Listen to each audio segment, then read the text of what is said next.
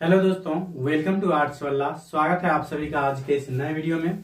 तो आज के इस वीडियो में जो है मैं आप लोगों को प्रीवियस ईयर क्वेश्चन के अंतर्गत जो है हिंदी का पूरे 100 क्वेश्चन करवाने वाला हूं। ये स्पेशली रिलेटेड है 2023 से, ठीक है ना। इसमें हम लोग मेनली जो 100 क्वेश्चन देखने वाले हैं ये पूरा का पूरा 2023 वाला क्वेश्चन लिया गया है हिंदी का, ठीक है। तो चलिए, अगर आप लोग देख लिए होंगे फिर भी आप लोग रिविजन के तौर पर देख लीजिएगा, क्योंकि इसमें मैं आप लोगों को डायरेक्ट आंसर नहीं बल्कि उसको जो है एक्सप्लेनेशन के साथ बताने वाला हूँ, ठीक है। तो चलिए शुरू करते हैं। इससे पहले एक जरूरी सूचना है, अगर आप लोग इस क्लास का पीडीएफ चाहते हैं तो ये आर्ट्स वल्ला 07 ये टेलीग्राम का ऑफिशियल चैनल है, ठीक है। तो यहाँ से आप लोग टेलीग्राम पे जुड़ जाइएगा, तो यहाँ पे आप लोगों को प्रत्येक क्लास का पीडीएफ बिल्कुल फ्री में मिल जाएगा, ठीक है। चलिए, पहला क्वेश्चन हमारा है, जो बोधा सिंह के पिता का नाम क्या था। तो जब आप लोग उसने कहा था कहानी पढ़िए होइएगा तो उसमें पता होगा जो बोधा सिंह के पिता का नाम क्या था, तो हजारा सिंह था। तो ऑप्शन नंबर क्या हो जाएगा, सी इसका करेक्ट आंसर हो जाएगा। दूसरा क्वेश्चन है, जो एक अकालिया सिख कितने के बराबर होता है। तो ये भी लगभग उसी पार्ट से रिलेटेड है। तो ये एक अकालिया सिख जो है 1.25 लाख के सिख के क्या होता है, बराबर होता है। तो बी इसका करेक्ट आंसर हो जाएगा। तीसरा क्वेश्चन है, जो छात्र आंदोलन का नेतृत्व स्वीकार करते समय जयप्रकाश नारायण की स्थिति कैसी थी। तो पता होगा आप लोगों को, बिहार में जब छात्र आंदोलन हुआ था 5 जून 1974 ईस्वी को, 5 जून 1974 या 75 बोल सकते हैं।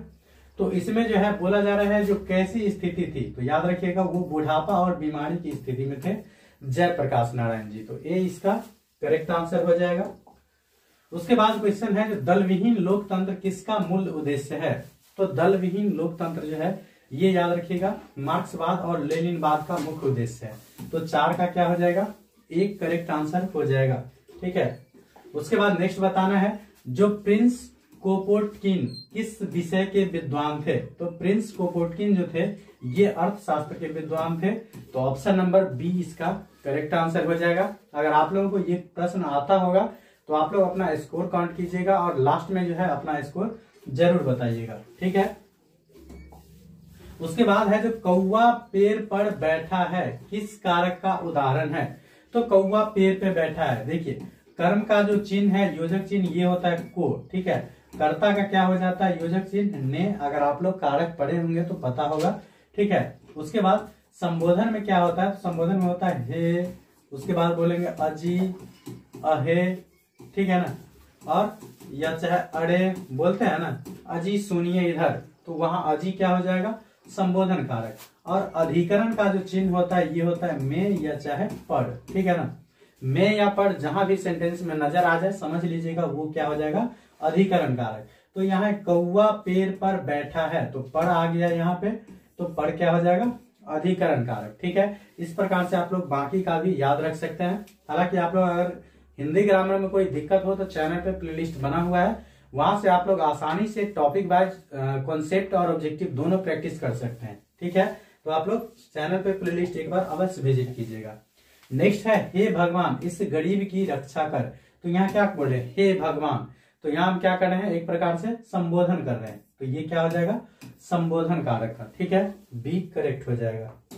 उसके बाद बोलेंगे, जो मोहन जाता है किस काल का उदाहरण है। तो है हूं से क्या पता चल रहा है, जो वर्तमान में जा रहा है। जैसे बोलेंगे मोहन जाता था तो वो हो जाता भूतकाल में।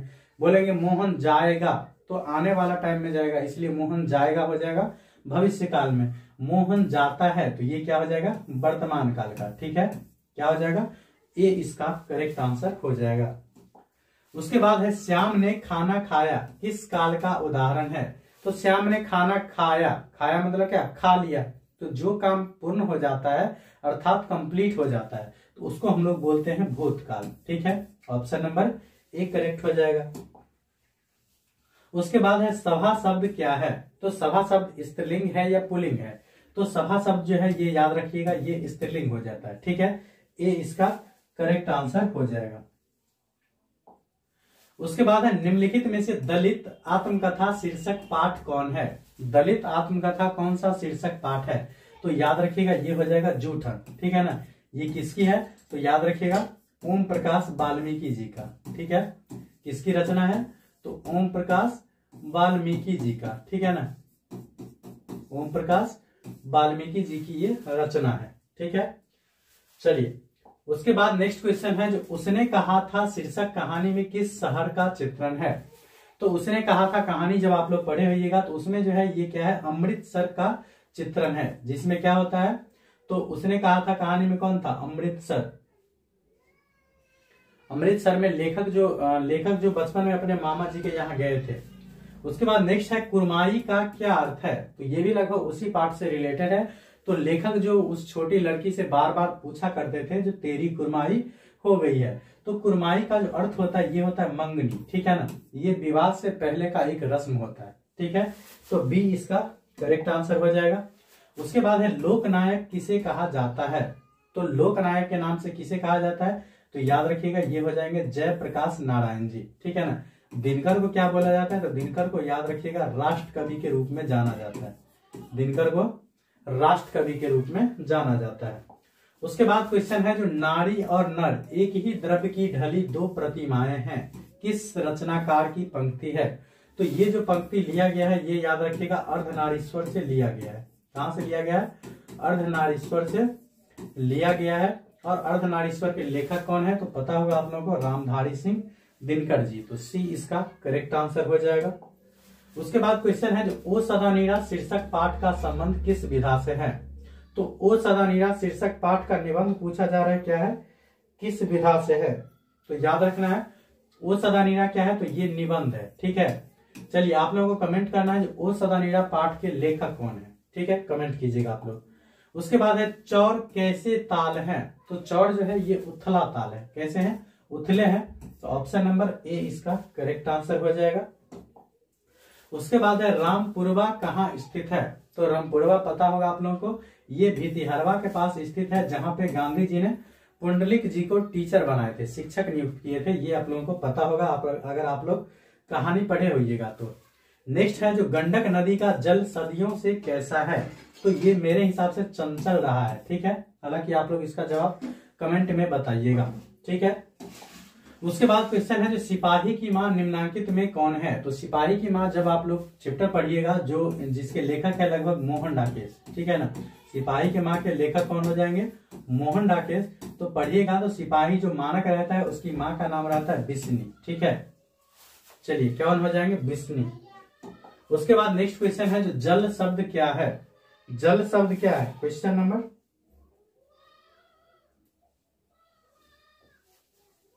बताना है आप लोगों को। जल शब्द क्या है, पुल्लिंग है, स्त्रीलिंग है, उभयलिंग है, या इनमें से कोई नहीं। तो जल जनरली हम लोग क्या बोलते हैं, जल नमकीन है या जल मीठा है, मीठी कभी नहीं बोलते हैं, इसलिए ये क्या हो जाएगा, पुल्लिंग हो जाएगा, ठीक है। ऑप्शन नंबर ए करेक्ट हो जाएगा। उसके बाद नेक्स्ट है, जो श्रद्धा शब्द का विलोम क्या होगा। तो श्रद्धा शब्द का विलोम जो होता है ये हो जाता है घृणा। तो ऑप्शन नंबर बी इसका करेक्ट आंसर हो जाएगा। उसके बाद नेक्स्ट है, वार्तालाप शब्द का संधि विच्छेद क्या है।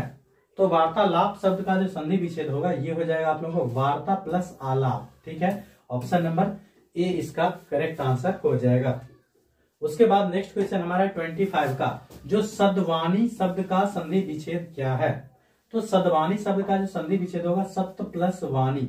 ऑप्शन नंबर ए इसका करेक्ट आंसर हो जाएगा। आप लोगों को कमेंट करना है इसमें कौन सी संधि है, इसमें जो है कौन सी संधि है ये आप लोगों को कमेंट करके बताना है, ठीक है।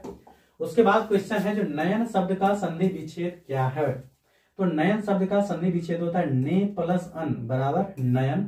तो ऑप्शन नंबर बी इसका करेक्ट आंसर हो जाएगा। उसके बाद अगला क्वेश्चन है, जो करुणा शब्द का विशेषण क्या होगा। तो करुणा शब्द का जो विशेषण होता है ये होता है कारुणिक। ऑप्शन नंबर ए इसका करेक्ट आंसर हो जाएगा। उसके बाद अगला क्वेश्चन है, जो जड़ शब्द का विलोम क्या होगा। तो जड़ का विलोम क्या होता है, तो ये हो जाता है चेतन। बी इसका करेक्ट आंसर हो जाएगा। उसके बाद है, खंडन शब्द का विलोम क्या होगा। तो खंडन का विलोम जो हो जाएगा ये हो जाएगा मंडन। ऑप्शन नंबर सी इसका करेक्ट आंसर हो जाएगा। उसके बाद है, दया शब्द कौन सी संज्ञा है। तो दया क्या है, दया को हम लोग सिर्फ अनुभव करते हैं, देख या छू नहीं सकते हैं। तो याद रखिएगा जिस संज्ञा को हम लोग सिर्फ अनुभव करते हैं उसको बोला जाता है भाववाचक संज्ञा। तो दया क्या हो जाएगा, भाववाचक संज्ञा। सी इसका करेक्ट आंसर हो जाएगा। उसके बाद है, प्रगीत और समाज के लेखक का नाम क्या है। तो प्रगीत और समाज के लेखक का नाम है आप लोगों को Namvar Singh. Option number C इसका करेक्ट आंसर हो जाएगा। उसके बाद अगला क्वेश्चन है जो उदय प्रकाश की रचना का नाम क्या है। तो उदय प्रकाश की रचना का जो नाम है ये हो जाएगा आप लोगों को तीरिश। ऑप्शन नंबर बी इसका करेक्ट आंसर हो जाएगा। शिक्षा का पता होगा आप लोगों को जे कृष्ण मूर्ति, शिक्षा का जे कृष्ण मूर्ति जी। उसके बाद जूठन का कौन हो जाएंगे तो ओम प्रकाश वाल्मीकि जी, जूठन का ओम प्रकाश वाल्मीकि जी। और प्रगीत और समाज का ये कौन हो जाएंगे तो ये हो जाएंगे नामवर सिंह। ठीक है, इस प्रकार से आप लोग बाकी का भी याद रख सकते हैं। ठीक है, चलिए उसके बाद है जो नामवर सिंह का आलोचनात्मक निबंध कौन सा है।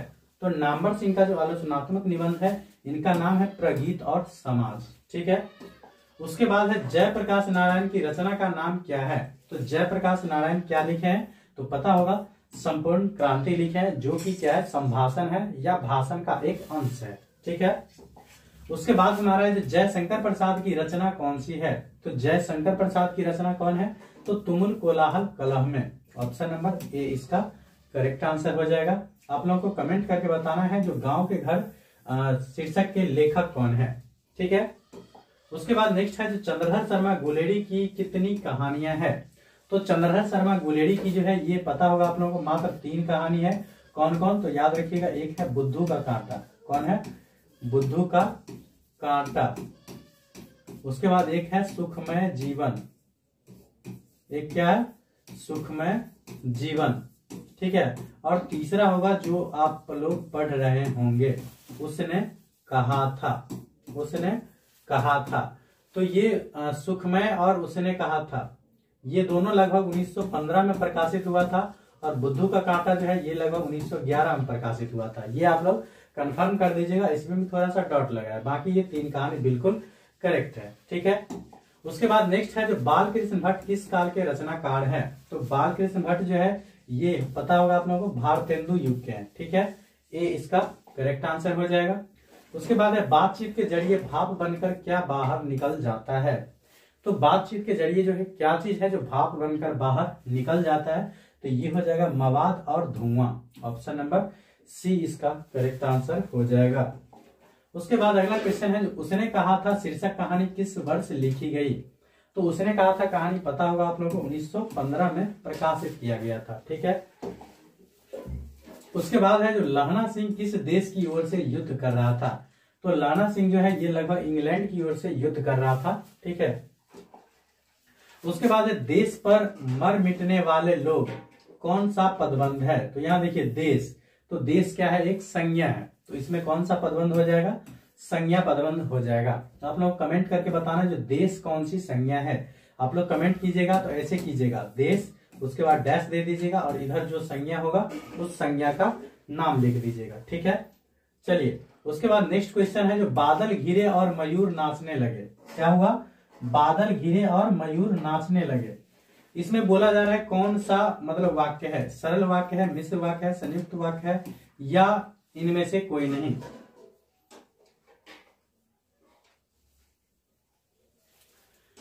तो देखिए बादल घिरे और से जब भी 2 सेंटेंस जुड़ा रहे तो याद रखिएगा ये हो जाएगा मिश्र वाक्य। ठीक है, तो बी इसका करेक्ट आंसर हो जाएगा। उसके बाद है ग का उच्चारण स्थान क्या है। तो ग का उच्चारण स्थान क्या है तो जब आप लोग उच्चारण कीजिएगा क ख ग घ तो इस सभी का आवाज डायरेक्ट कहां से आता है कंठ से, तो ग का उच्चारण क्या हो जाएगा कंठ हो जाएगा। ठीक है, बाकी तालु से याद रख लीजिएगा, आप लोग तालु से याद रख लीजिएगा च होता है, छ होता है, ज होता है, झ होता है, उसके बाद य होता है और एक होता है तालव्य स। ठीक है, मूर्धा से याद रखिएगा ट ठ ड, उसके बाद ढ न और एक होता है मूर्धन स। दंत से याद रखना है आप लोगों को त हो गया, थ हो गया, द हो गया, सॉरी थ छूट गया, त थ द ध या न, उसके बाद एक होता है ल और एक होता है दंत स। तो इतना सभी वर्ण है जिसका उच्चारण कहाँ से होता है दंत से होता है। तो ये सब भी आप लोग याद रख लीजिएगा ताकि कोई दिक्कत नहीं हो। अगला है च का उच्चारण स्थान क्या होगा। तो अभी जस्ट मैंने बताया च छ ज झ य, इस सभी का उच्चारण जो है ये तालु की मदद से होता है, तो ए इसका करेक्ट आंसर हो जाएगा। उसके बाद नेक्स्ट क्वेश्चन हमारा है 45 का, जो फ का उच्चारण स्थान क्या है? तो प, फ, ब, भ, म जितना भी आप कीजिएगा इस सभी में देख सकते हैं जो ओष्ठ की मदद से होता है, तो इसका उच्चारण स्थान क्या हो जाएगा? ओष्ठ हो जाएगा। उसके बाद नेक्स्ट है जो गुरुपदेश शब्द का संधि विच्छेद क्या है? तो गुरुपदेश शब्द का संधि विच्छेद होगा ये हो जाएगा गुरु प्लस उपदेश। ऑप्शन नंबर सी इसका करेक्ट आंसर हो जाएगा। उसके बाद नेक्स्ट है जो हताहत शब्द का संधि विच्छेद क्या होगा? तो हताहत शब्द का संधि विच्छेद होगा हत प्लस आहत। ऑप्शन नंबर सी इसका करेक्ट आंसर हो जाएगा। उसके बाद नेक्स्ट है नकलची शब्द में प्रत्यय क्या है? तो प्रत्यय हम लोग ऐसे शब्दांश को कहते हैं जो किसी शब्द के अंत में जुड़ता है। तो देखिए यहाँ नकल मूल शब्द है, इसमें ची जुड़ गया है, तो इसमें उपसर्ग क्या हो जाएगा? सॉरी, प्रत्यय क्या हो जाएगा? तो ची हो जाएगा। ऑप्शन नंबर ए इसका करेक्ट आंसर हो जाएगा। उसके बाद नेक्स्ट क्वेश्चन है निम्न में से शुद्ध शब्द कौन सा है? तो शुद्ध शब्द कौन सा है बताइएगा। तो शुद्ध शब्द मेरे हिसाब से जो होना चाहिए, देखिए अभिनेत्री लगभग इस टाइप से लिखाता है, ठीक है, तो शुद्ध शब्द मेरे हिसाब से ये हो जाएंगे वाल्मीकि, ठीक है। उसके बाद नेक्स्ट है जो नायक शब्द का स्त्रीलिंग रूप क्या होगा? तो नायक शब्द का जो स्त्रीलिंग होगा ये हो जाएगा नायिका। ऑप्शन नंबर ए इसका करेक्ट आंसर हो जाएगा। चलिए उसके बाद नेक्स्ट है जो तांबा शब्द कौन सी संज्ञा है? तो द्रव्यवाचक संज्ञा किसको बोलते हैं? तो जिससे कोई द्रव्य पदार्थ या धातु का बोध होता है तो उसको हम लोग बोलते हैं द्रव्यवाचक संज्ञा। तो तांबा क्या हो जाएगा? तो ये हो जाएगा द्रव्यवाचक संज्ञा, ठीक है, तो बी इसका करेक्ट आंसर हो जाएगा। उसके बाद है राज्यपाल शब्द कौन सी संज्ञा है? तो राज्यपाल कह देने से जितने भी राज्य के राज्यपाल है उस सभी का बोध होता है, इसलिए यह क्या हो जाएगा? जातिवाचक संज्ञा हो जाएगा, ठीक है। ऑप्शन नंबर ए इसका करेक्ट हो जाएगा। उसके बाद है सूरदास शब्द कौन सी संज्ञा है? तो सूरदास से किसी एक व्यक्ति का बोध हो रहा है, इसलिए सूरदास को हम बोलेंगे व्यक्तिवाचक संज्ञा, ठीक है। ऑप्शन नंबर बी करेक्ट हो जाएगा। उसके बाद है कवि श्रेष्ठ शब्द में कौन सा समास है? तो कवि श्रेष्ठ शब्द में जो है बताना है आप लोगों को कौन सा समास है। तो कवि श्रेष्ठ में क्या होता है? जो कवियों में श्रेष्ठ क्या हो जाएगा? कवि श्रेष्ठ का मतलब होता है कवियों में श्रेष्ठ। तो यहाँ में क्या है? कारक चिन्ह है, तो जिसमें भी कारक चिन्ह का लोप हो जाता है उसको हम लोग बोलते हैं तत्पुरुष समास। तो ए इसका करेक्ट आंसर हो जाएगा। उसके बाद चक्रपाणी शब्द में कौन सा समास है? तो चक्रपाणी का मतलब होता है चक्र है पानी में जिसके, चक्र है पानी में जिसके, या चक्र है पानी जिसके बोल सकते हैं, ठीक है। अर्थात क्या हो जाएंगे? तो अर्थात हो जाएंगे विष्णु जी, ठीक है। अर्थात कौन हो जाएंगे? विष्णु जी। तो जिस पद का समस्त पद मिलकर के एक नए पद का बोध कराता है तो उसको हम लोग बोलते हैं बहुब्रीहि समास। तो चक्रपाणी, बीना पानी, ये सभी क्या हो जाएगा? दशानन, तो ये सभी हो जाएगा बहुब्रीहि समास, ठीक है। ए इसका करेक्ट आंसर हो जाएगा। उसके बाद है आजन्म शब्द में कौन सा समास है? तो ये आजन्म शब्द जो है ये अव्ययी भाव समास है, ठीक है। आजन्म हो गया। उसके बाद बोलेंगे यथाशक्ति, ठीक है, क्या बोलेंगे? यथाशक्ति, यथासंभव, यथाशक्ति, यथासंभव, ये सभी क्या है? जैसे बोलेंगे प्रतिदिन, प्रतिमास, ठीक है, प्रतिदिन, प्रतिमास, और एक याद रख लीजिएगा धीरे धीरे, ठीक है। ये सभी कौन सा समास है? तो ये सभी है आप लोगों को अव्ययी भाव समास, ठीक है। उसके बाद नेक्स्ट है जो हाथ पैर शब्द में कौन सा समास है? तो याद रखिएगा जब भी बीच में योजक चिन्ह रहे और ये दोनों शब्द जो है एक दूसरे का क्या रहे? विलोम रहे, तो सिंपली लगा देना है आप लोगों को द्वंद्व समास, ठीक है। हाथ का विलोम क्या होता है? पैर होता है। जैसे बोलेंगे माता पिता, ठीक है ना, जैसे क्या बोलेंगे? माता पिता, ठीक है। जैसे बोलेंगे भाई बहन, ठीक है। तो यहाँ क्या देख रहे हैं? जो ये दोनों शब्द एक दूसरे का क्या है? विलोम है, बीच में योजक चिन्ह भी लगा है। बीच में योजक चिन्ह नहीं भी लगा रहेगा तो भी अगर दोनों शब्द एक दूसरे का विलोम है, जैसे बोलेंगे हम गौरी शंकर, क्या बोलेंगे?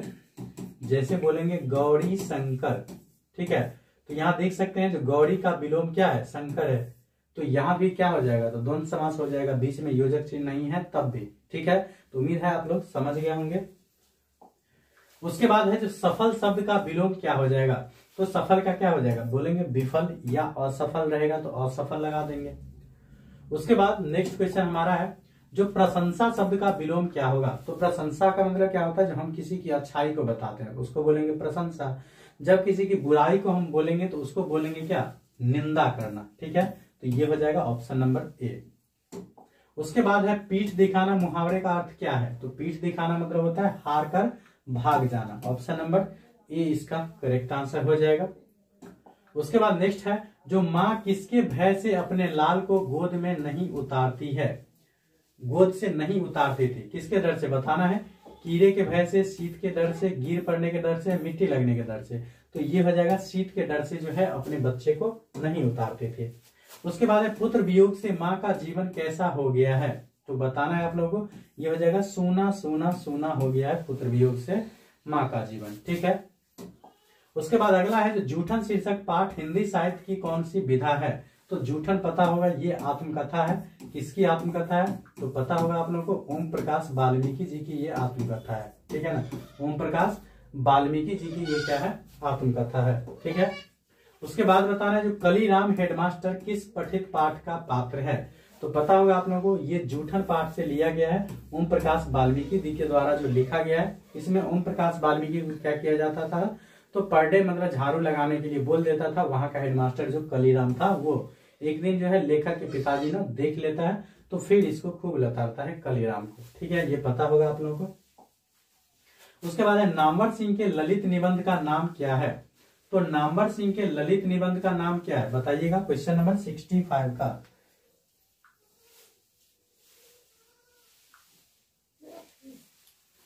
चलिए, टाइम ज्यादा हो गया, 65 का बताना है, जो नामवर सिंह के ललित निबंध का नाम क्या है। तो ये हो जाएगा बकलम खुद। ऑप्शन नंबर 1 करेक्ट हो जाएगा।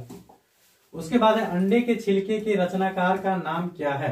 तो अंडे के छिलके के रचनाकार का नाम क्या है, तो ये पता होगा आप लोगों को, मोहन डाकेश, जहां से आप लोगों को एक पाठ लिया गया है जिसका नाम है सिपाही की मां। ठीक है ना। उसके बाद नेक्स्ट है, जो क्लर्क की मौत के लेखक का नाम क्या है। तो क्लर्क के मौत के लेखक का जो नाम है, ये आप लोगों को हो जाएगा एंटन चेखोव। ऑप्शन नंबर ए इसका करेक्ट आंसर हो जाएगा। उसके बाद नेक्स्ट क्वेश्चन हमारा है, जो ज्ञानेंद्र पति के माता एवं पिता का नाम क्या था। क्वेश्चन नंबर 68 का। 68 का हो जाएगा, ज्ञानेंद्र पति के माता का नाम क्या था। तो ये हो जाएगा सरला देवी, और पिता का नाम देवेंद्र प्रसाद चौबे। ठीक है, तो ये मेरे हिसाब से ए इसका करेक्ट आंसर हो जाएगा। उसके बाद नेक्स्ट है 69 का, जो रघुवीर सहाय के पिता क्या थे। तो रघुवीर सहाय के पिताजी जो है, ये पेशा से एक शिक्षक थे। तो सी इसका करेक्ट आंसर हो जाएगा। आप लोग रघुवीर सहाय के पिता का नाम कमेंट कीजिएगा। उसके बाद नेक्स्ट बताना है, जो डरा हुआ मन बेमन जिसका बाज रोज बजाता है, यह पंक्ति किस शीर्षक कविता का है। तो ये जो हो जाएगा, ये हो जाएगा अधिनायक शीर्षक पाठ से लिया गया है। तो ऑप्शन नंबर बी इसका करेक्ट आंसर हो जाएगा। उसके बाद नेक्स्ट क्वेश्चन है, जो लाल पीला होना मुहावरे का अर्थ क्या होता है। तो लाल पीला होना मुहावरे का अर्थ क्या है, तो ये हो जाएगा आप लोगों को क्रोध होना। ठीक है ना, क्या हो जाएगा, क्रोध होना या क्रोध करना। ठीक है,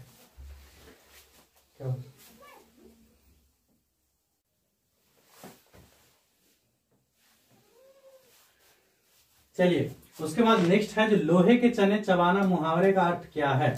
तो लोहे के चने चबाना मुहावरे का अर्थ क्या है, तो याद रखिएगा, ये हो जाएगा एक प्रकार से कठिन परिश्रम करना। ठीक है, कमेंट कीजिएगा हालांकि ये दोनों में से क्या होगा। मेरे हिसाब से कठिन परिश्रम करना होना चाहिए। ठीक है, चलिए। उसके बाद नेक्स्ट है, जो निम्न में से शुद्ध शब्द कौन सा है। तो शुद्ध शब्द कौन सा है, तो शुद्ध शब्द जो हो जाएगा, ये आस्तिक हो जाएगा। ठीक है, आस्तिक किसको बोलते हैं, तो जो वेद या धर्म में विश्वास नहीं रखते हैं उसको बोलेंगे आस्तिक, सॉरी, जो रखते हैं उसको बोलेंगे आस्तिक, और जो नहीं रखता है उसको बोलेंगे नास्तिक। ठीक है, उसके बाद नेक्स्ट है 74 का, जो लड़ाका शब्द में कौन सा प्रत्यय है। तो इसमें हो जाएगा आका। ठीक है, ऑप्शन नंबर ए इसका करेक्ट आंसर हो जाएगा। उसके बाद नेक्स्ट है, जो चचेरा शब्द में कौन सा प्रत्यय है। तो प्रत्यय हम लोग ऐसे शब्दांश को कहते हैं जो किसी शब्द के अंत में जुड़ता है। तो चचेरा में क्या हो जाएगा, एरा प्रत्यय हो जाएगा। क्या हो जाएगा, एरा। तो ऑप्शन नंबर सी इसका करेक्ट आंसर हो जाएगा। उसके बाद है, जो टिकाऊ शब्द में कौन सा प्रत्यय है। तो इसमें जो है मूल शब्द हो जाएगा टिकना। ठीक है ना, तो इसमें जो है आउ प्रत्यय हो जाएगा, ऑप्शन नंबर बी करेक्ट हो जाएगा। उसके बाद नेक्स्ट है जो प्रकाष्ठा शब्द में उपसर्ग बताइएगा, तो क्या हो जाएगा, परा प्लस काष्ठा क्या हो जाएगा, क्वेश्चन नंबर 77 का परा प्लस अकाष्ठा, परा प्लस अकाष्ठा, इसमें जो हो जाएगा ये परा उपसर्ग हो जाएगा। उपसर्ग बोलते हैं ऐसे शब्दांश को जो किसी शब्द के स्टार्टिंग में जुड़ता है, उसको बोलेंगे उपसर्ग, ठीक है। उसके बाद नेक्स्ट है जो निराहार शब्द में उपसर्ग बताइएगा, तो ये हो जाएगा निह प्लस आहार, क्वेश्चन नंबर 78 का। कहीं कहीं निह प्लस आहार भी रहता है, कहीं कहीं निर प्लस आहार भी रहता है, ठीक है। तो बताइएगा आप लोग ये दोनों में से 78 का आंसर क्या हो जाएगा, ठीक है। इसका जवाब आप लोग कमेंट में बताइएगा, ठीक है। चलिए उसके बाद नेक्स्ट है जो दुर्बल शब्द में कौन सा उपसर्ग है, तो दुर्बल में भी मेरे हिसाब से दु होना चाहिए, दु प्लस बल, ठीक है ना, विसर्ग होना चाहिए लेकिन नहीं है, तो इसमें हम लोग लगा देंगे दुर, ठीक है ना, दुर प्लस बल।